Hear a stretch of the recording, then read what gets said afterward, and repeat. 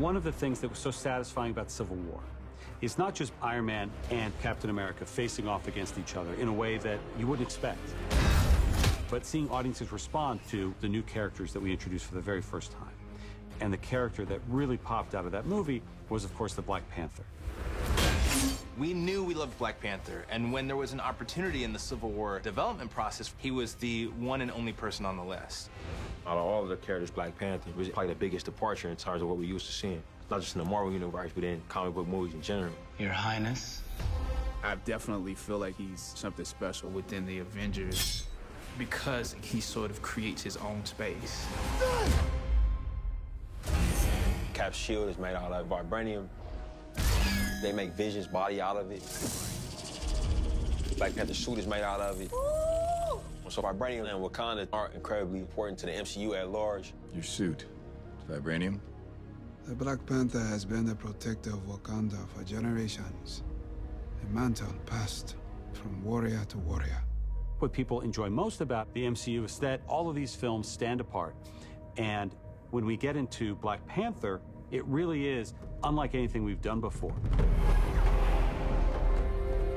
It's not on alien planets. It's not on other sort of deep mythological roots like the Thor franchise. It's right here on Earth in this spectacular, amazing African nation known as Wakanda. This never gets old. So now we get to see Panther's lineage, see Panther's other outfits, meet his amazing, rich cast of characters that surround him, and really do an entire movie that focuses on his world. How are you feeling today, Mama? Proud.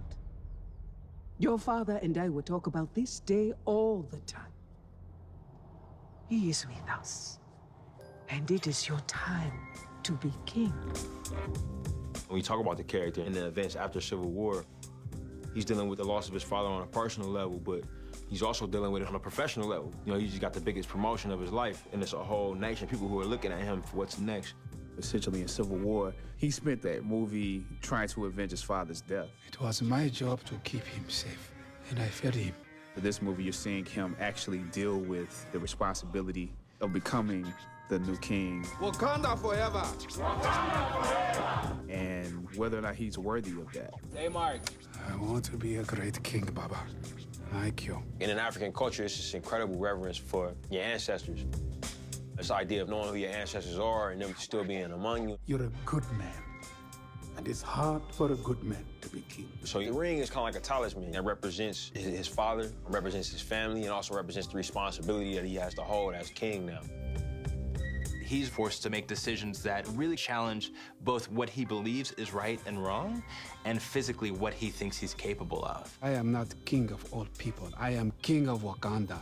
He has to look out for an entire nation and then also consider that nation's place in the world. If the world found out what we truly are, what we possess, we could lose our way of life. The Black Panther character came about in the 60s, in the Silver Age of Marvel Comics, and around the time of the Civil Rights Movement.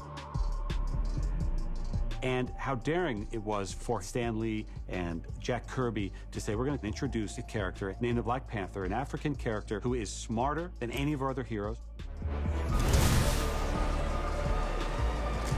who is stronger than most of our other heroes, and who comes from a place which is more advanced and has more intelligence than anywhere else on Earth. And that we finally now, 50 years later, get to put that on the big screen is incredibly exciting for us.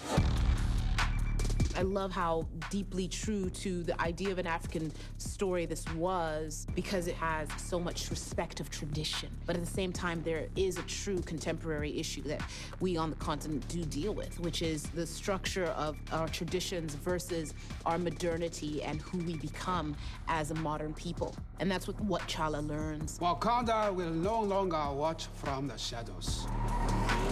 We cannot. There's something about anchoring things in the real world which allows audiences to walk away talking about something beyond the great visuals and beyond the great characters and all the superheroics. But to actually be able to talk about real issues, I think, is really important. Their leaders have been assassinated. Communities flooded with drugs and weapons. They are overly policed and incarcerated. Marvel really is a universe. All the connections between different characters and different times and different experiences. It's really deeply intricate, which is really exciting.